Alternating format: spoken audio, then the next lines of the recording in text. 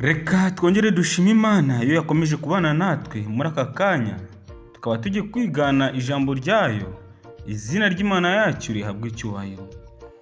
Igitabo cya Mariko nicyo cyigisho turi kwigira hamwe muri iki gihembwe. Naho ingingo y'uyu munsi iragira iti: umusozi n'imbaga y'abantu benshi. Umusozi n'imbaga y'abantu benshi niyo ngingo y'uyu munsi. Muri iki cyumweru dufite insanganyamatsiko igira iti: kwigisha abigishwa umugabane wa mbere. Icyo kwibukwa kiraboneka muri Mariko igice cya 8 umurongo wa 34, hagira hati: ahamagara abantu n'abigishwa be, arababwira ati: umuntu nashaka kunkurikira ntiyiyange, yikorere umusaraba we ankurikire. Reka mbere yo kugira ngo tujye mbere mu cyigisho cy'uyu munsi, dusenge Imana. Data wa twese uri mu ijuru, turagushimiye, turaguhimbaje, uhabwe icyubahiro. Tugushimiye ko wakomeje kubana natwe, tugushimiye ko wongeye kuturinda, izina ryawe rihabwe icyubahiro. Turakwinginze Mwami Imana kugira ngo ubane natwe muri iki cyigisho cy'uyu munsi wa none. Nibyo dusabiye ubuntu mu izina rya Yesu Kristo Umwami wacu, amen. Umusozi n'imbaga y'abantu benshi niyo ngingo tugiye kurebera hamwe kuri uyu munsi wa none. Reka dusome mu butumwa bwiza nk'uko bwanditswe na Mariko igice cya 9 umurongo wa 1 tugeze wa 13. Ni iki Petero, Yakobo na Yohana babonye mu ijoro rimwe bari kumwe na Yesu. Reka nshuti mukundwa, duhurire muri iri somo riboneka muri Mariko igice cya 9, duhere ku murongo wa 1 tugeze ku murongo wa 13, maze dusome twumve icyo hatubwira. Mariko igice cya 9 umurongo wa 1 tugeze ku murongo wa 13, haragira hati: umutwe w'amagambo uragira uti: Yesu arabagirana Mose na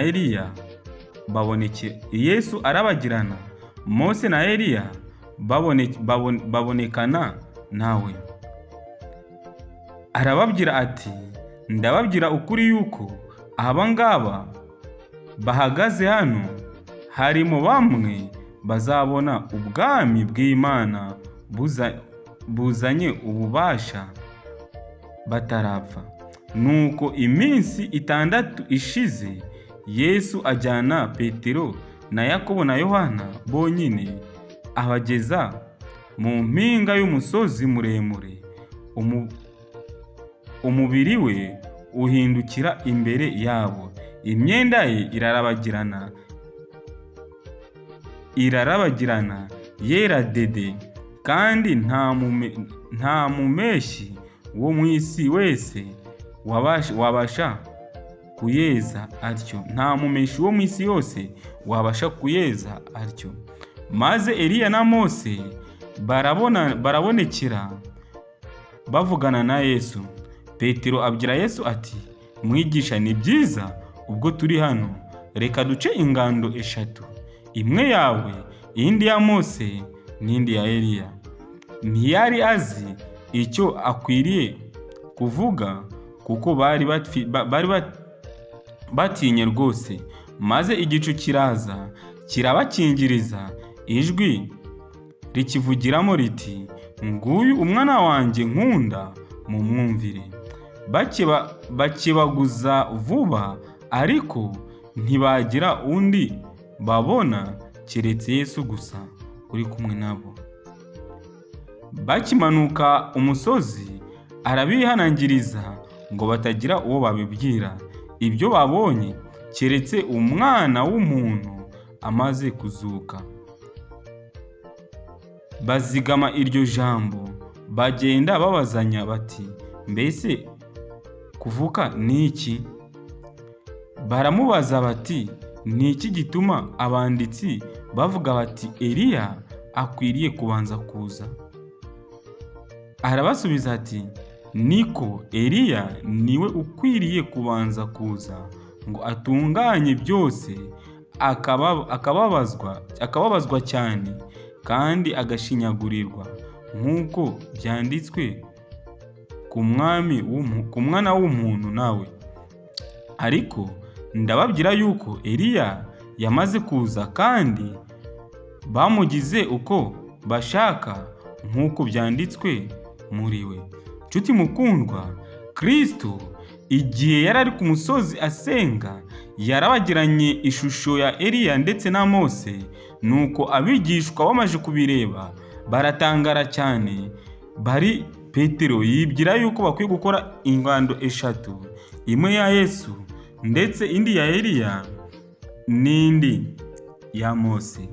Ariko mu by'ukuri Petero ntago yari azi neza icyo yifuza gukora.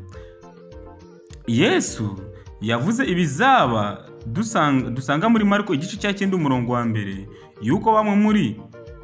yuko bamwe mu bari bahagararanye nawe muri uwo mwanya batazasogongera ku rupfu mbere yo kubona ubwami bw'Imana bwimikwa. Bigiye kubasohorera mu minsi mike, igihe yajyanaga na Petero na Yakobo na Yohana hejuru mu musozi bari bonyine. Aho niho yahindukiye ishusho irabagirana, ubwiza bw'ubwami bwo mu ijuru. Eliya na Mose baturutse mu ijuru baganira na Yesu. Luka avuga ko baganiraga ku byari bigiye kuba kuri Yesu, ko yari agiye gusiga intumwa ze agasohoza umurimo wamuzanye i Yerusalemu. Kubw'ibyo rero kurabagirana ubwiza biganisha ku rupfu rwa Yesu rwo ku musaraba rwari rwegereje. Byagombaga guha ibyiringiro abigishwa igihe bari kumubona abambwe ku musaraba. Nshuti bakundwa, kubambwa kwa Yesu ku musaraba ni bimwe mu bintu byagomba guha abigishwa be ibyiringiro. Igitondo cyakurikiyeho bamanuka umusozi, babigishwa batatu babajije Yesu impamvu Eliya ari we wabanje kuza. Ibyo byaganishaga ku gitekerezo cy'uko Eliya ari we wagombaga kuza mbere ya Mesiya. Yesu yabasubije ko Eliya yamaze kuza, tumugereranyije na Yohana umubatiza, kandi nk'uko bishe Yohana ari nako Yesu yari gupfira mu maboko yabo, ariko nyuma akazazuka nyuma y'iminsi 3. Nyuma y'iryo joro ryo guhinduka ishusho irabagirana icyubahiro, ibyaberaga munsi y'uwo musozi byari agahomamunwa.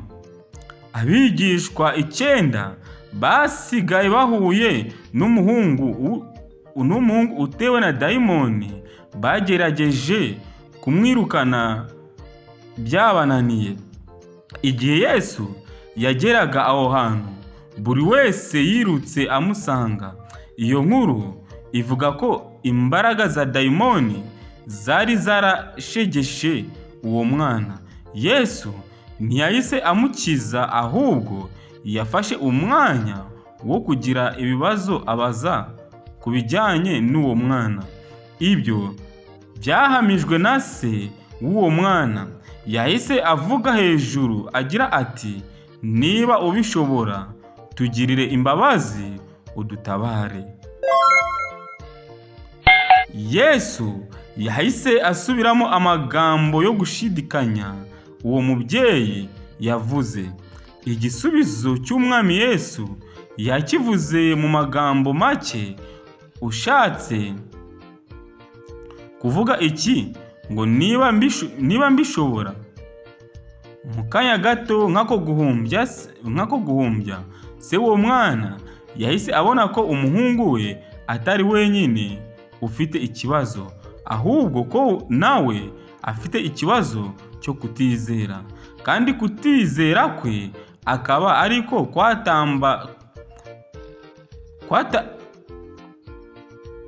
kwatambamiye gukira k'umuhungu we.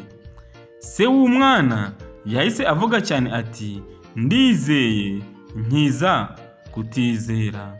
Yesu yahise akiza uwo muhungu. Ni ukuri Yesu yahise akiza uwo muhungu. Nshuti bakundwa, dukwiye gusaba Kristo natwe akaduha kugira ukwizera gukomeye. Aya magambo aboneka muri Mariko igice cya 9 duherereye ku murongo wa 14 ndetse kugeza ku murongo wa 29, niho atugaragariza igitekerezo cy'uyu mubyeyi wasabye Yesu ko akwiye kumukiza kutizera. Ndakwinginze nshuti, nawe muri aka kanya ukwiye kureba neza niba wizeye Kristo, kandi niba utamwizeye nicyo gihe cyo kugira ngo uhagarare ushikamye ndetse usabe Kristo nawe agukize kutizera. Icyo ngusabira kuri uyu munsi wa none ni uko waca bugufi ukabwira Kristo ati, ndizeye, unkize kutizera. Icyo nicyo ngusabiye kuri aka kanya, nanjye nisabira mu izina rya Yesu Kristo umwami wacu, amen. Reka nshuti mukundwa duce bugufi dusenge Imana. Data wa twese uri mu ijuru, turongeye turagushimiye, turaguhimbaje, uhabwe icyubahiro. Tugushimiye ko wabanye natwe muri iki cyigisho cy'uyu munsi. Turakwinginze kugira ngo umwami Imana amagambo tumaje kwiga yawe abashe kudukomeza, atubemo, aduhindurire ubugingo bwacu. Nibyo tugusabiye ubuntu mu izina rya Yesu Kristo umwami wacu, amen.